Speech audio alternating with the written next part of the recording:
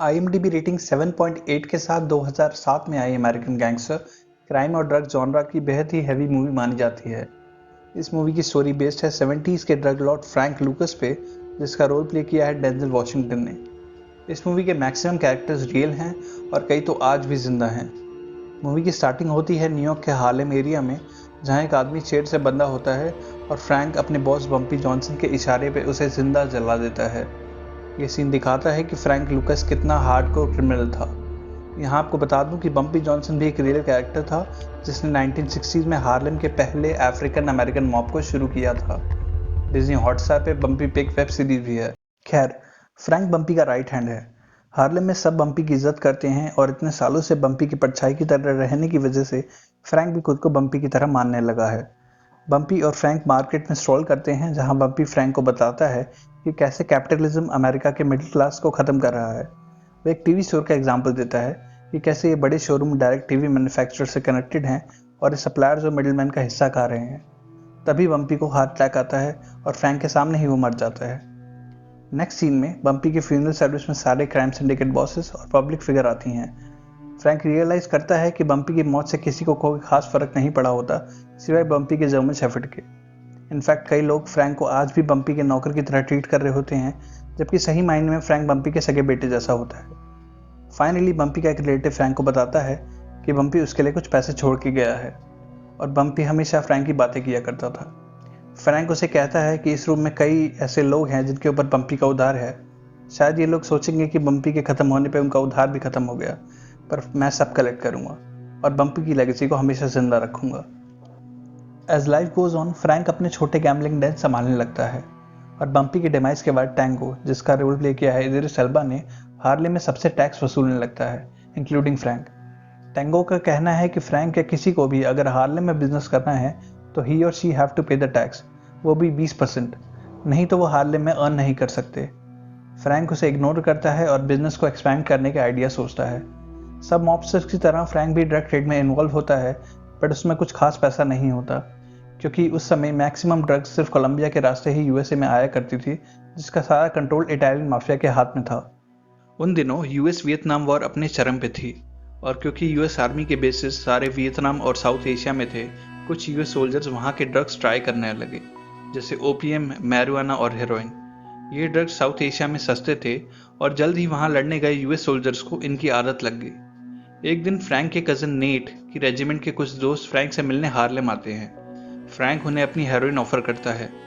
Inject करने के बाद वो बताते हैं कि वियतनाम की हेरोइन इससे 50% बेटर है और यहाँ की काफ़ी मिलावटी है। और तभी फ्रैंक को एक लाइफ ऑल्टरिंग आइडिया आता है।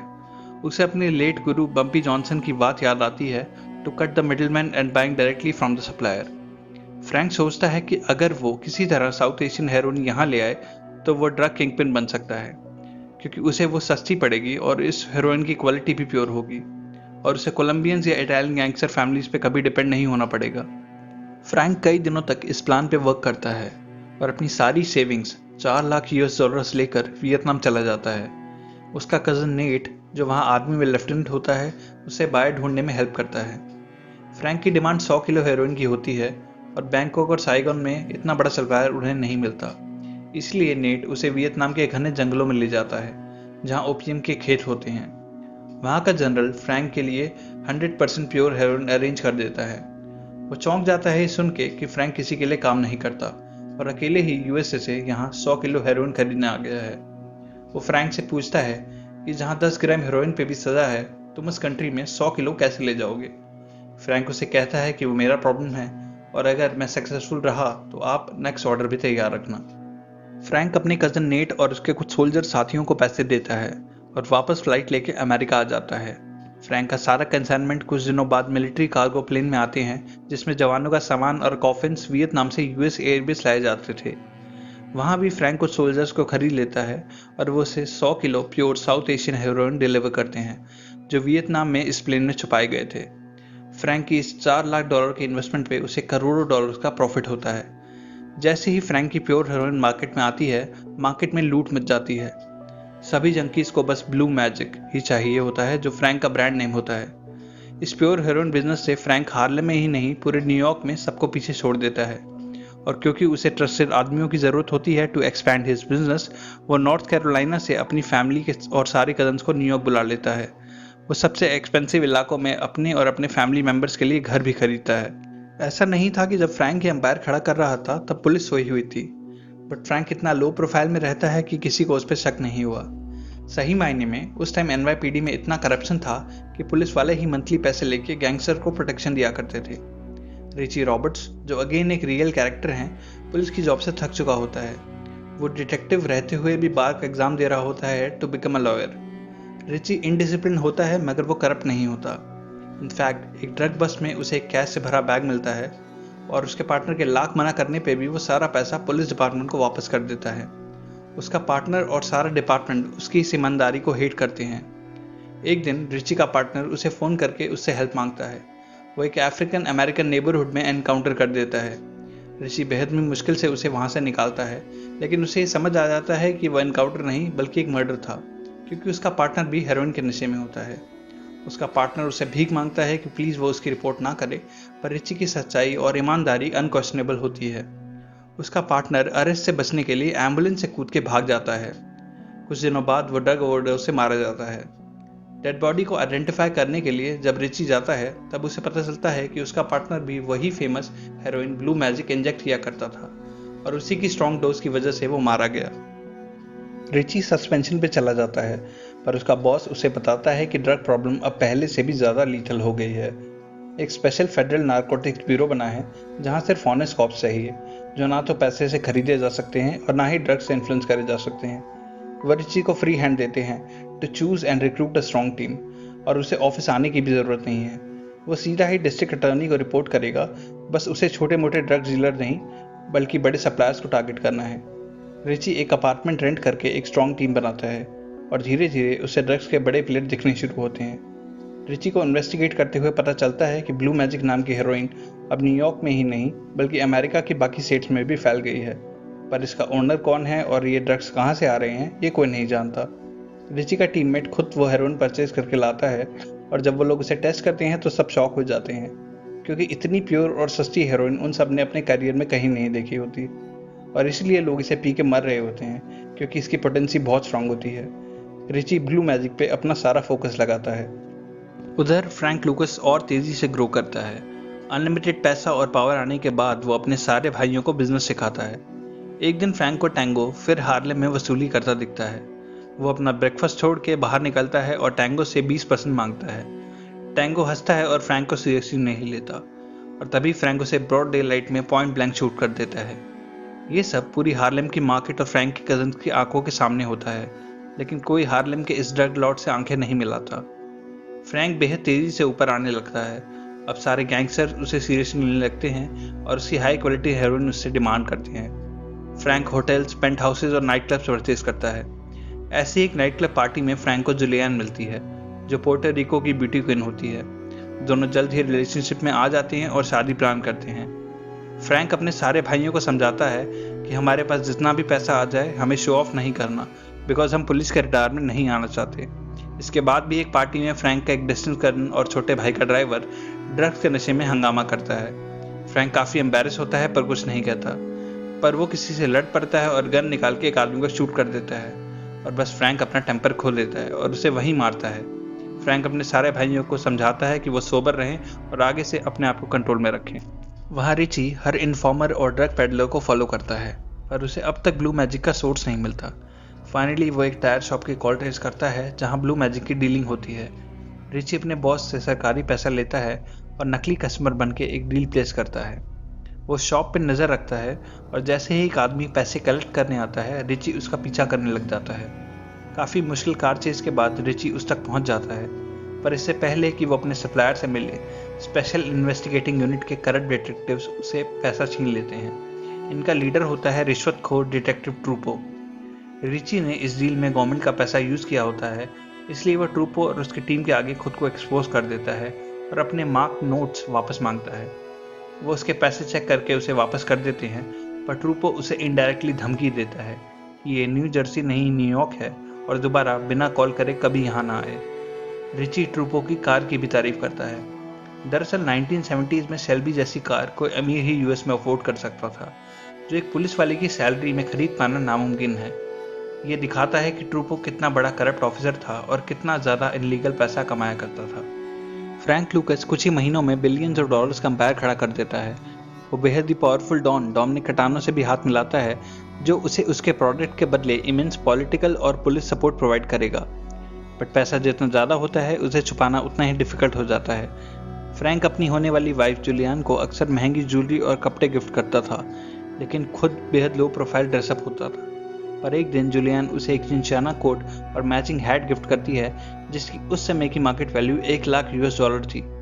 वो उससे रिक्वेस्ट करती है कि फ्रैंक उसे फेमस मोहम्मद अली वर्सेस जो फ्राइजर की चैंपियनशिप फाइट पर पहने, और वही रात फ्रैंक लूकस के करियर की डाउनफॉल की शुरुआत बनती है। उस रात मीडिया के साथ साथ फ्रैंक पुलिस के रडार में भी आ जाता है। उसे फ्रंट रो में बैठा देख के कई बड़े पॉलिटिशियन भी चौंक जाते हैं, क्योंकि किसी ने उससे पहले फ्रैंक लूकस को नहीं देखा होता। रिची और ट्रूपो भी उसे बेहद नोटिस करते हैं। अब रिची को चेहरा तो मिल जाता है, लेकिन कोई एविडेंस नहीं मिलता जो फ्रैंक को हेरोइन ट्रेड से जोड़ पाए। कई दिन की सर्वेलेंस के बाद भी रिची और उसकी टीम खाली हाथ ही रहते हैं, क्योंकि फ्रैंक का रूटीन एक नॉर्मल बिजनेसमैन जैसा होता है। उन्हें कोई अंदर का आदमी चाहिए होगा एज अ विटनेस, जो कि नहीं होता, एज फ्रैंक का सारा बिजनेस उसके भाई देखते हैं जो उसके वफादार हैं। उधर करप्ट कॉप ट्रूपो फ्रैंक की शादी स्पॉइल कर देता है। फ्रैंक और जूलियन जब शादी से घर आ रहे होते हैं तो ट्रूपो उसकी गाड़ी रोक के पैसे की डिमांड करता है। वो उसकी वाइफ को भी इंसल्ट करता है और फ्रैंक को कहता है कि वो स्पेशल यूनिट से है और अगर फ्रैंक को अपना बिजनेस जारी रखना है तो उसे स्पेशल रेट्स देने पड़ेंगे। फ्रैंक बहुत गुस्से में घर आता है और वो चिंचाला कोट जला देता है, जिससे वो सबके सामने एक्सपोज हुआ। कुछ दिन बाद क्रिसमस पे फ्रैंक ट्रूपो की फेवरेट शेल्बी कार बॉम्ब से उड़वा देता है।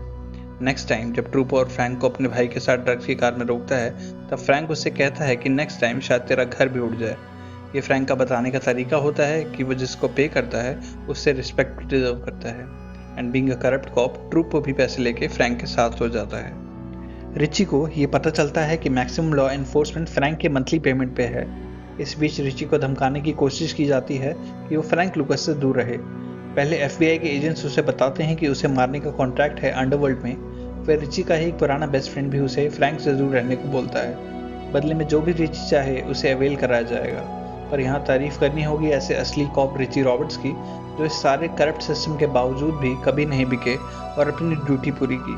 साल का नेक्स्ट क्रिसमस आने तक फ्रैंक लूकस न्यूयॉर्क का सबसे अमीर ड्रग लॉर्ड बन चुका होता है, पर अब वो मैक्सिमम टाइम अपने पेंट हाउस में ही रहता है, क्योंकि कंपटीशन की वजह से अब उसके कई सारे दुश्मन होते हैं। फ्रैंक की वाइफ जिद करती है कि एटलीस्ट क्रिसमस पे उन्हें बाहर जाना चाहिए। फ्रैंक मान जाता है और वो अपने ड्राइवर और वाइफ के साथ एक नियर बाय शॉप पे कुछ खाने जाता है, और तभी फ्रैंक की कार पे अटैक होता है। फ्रैंक भाग के अपनी वाइफ को बचाता है, पर उसके हाथ में एक गोली लगती है। फ्रैंक के भाई बदले के लिए सारे ओपोनेंट्स को मारने का सजेस्ट करते हैं, पर फ्रैंक उन्हें रोक लेता है। Next day Frank Don Dominic Catano से मिलता है और पूछता है कि इतने सारे पॉलिटिकल फ्रेंड्स और पुलिस के साथ होने का क्या फ़ायदा जब मैं सेफ नहीं तो। डोमिनिक उसे समझाता है कि अब वो एक ब्रांड है और जितना ज़्यादा पैसा होता है उतने ही ज़्यादा दुश्मन बनते हैं। सक्सेस से ही एनिमीज खड़े होते हैं। डिटेक्टिव ट्रूपो रिची से मिलने जाता है और उसे फ्रैंक पे हमला करने वालों की इन्फॉर्मेशन मांगता है। वो कहता है कि फ्रैंक एक कैश काउ है जो सबको बहुत कमा के दे सकता है और हमें अब साथ काम करना चाहिए। रिची ट्रूपो को उसी का ही डायलॉग याद दिलाता है और उसे कहता है कि दोबारा बिना कॉल करे कभी यहाँ ना आए। इस बीच फ्रैंक की मुश्किलें बढ़ने लगती हैं, क्योंकि यूएस और वियतनाम के बीच में एक लंबी वॉर के बाद अब 1973 में पीस समझौता होने वाला होता है और यूएस ट्रूप्स अब साउथ एशिया से वापस आने वाले होते हैं। फ्रैंक अपने कज़न नेट को थाईलैंड फ़ोन करता है, पर नेट कहता है कि अब हम कुछ नहीं कर सकते बिकॉज आर्मी को मार्चिंग ऑर्डर्स मिल चुके हैं।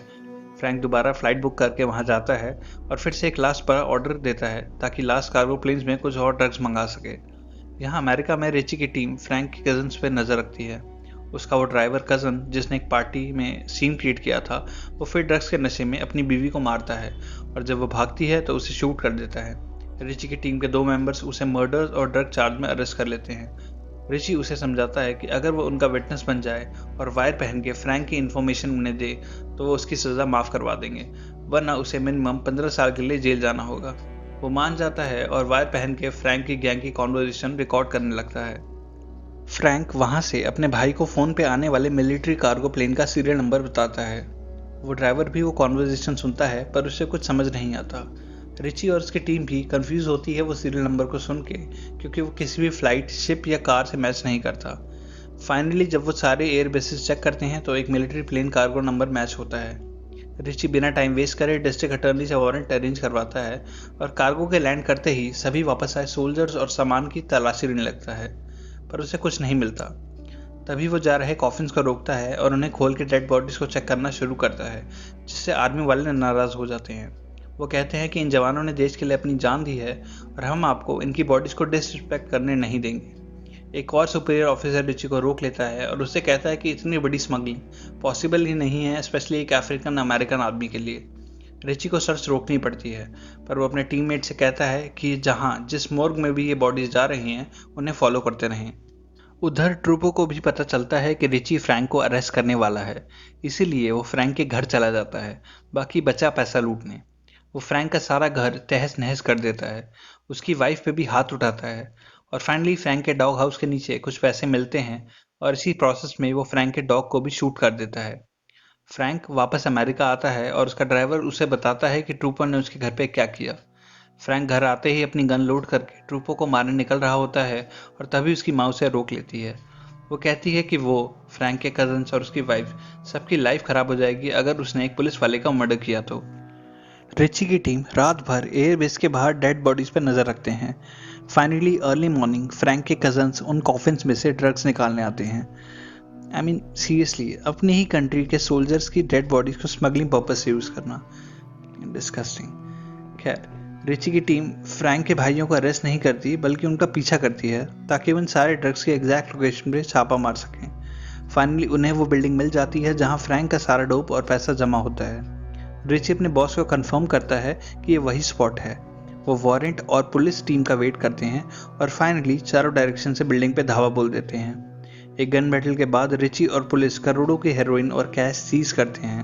फ्रैंक के एक कज़न का बेटा भी मारा जाता है और बाकी कजन्स अरेस्ट होते हैं। उसी दिन रिची रॉबर्ट्स और उसकी टीम फ्रैंक लूकस को भी अरेस्ट कर लेती हैं।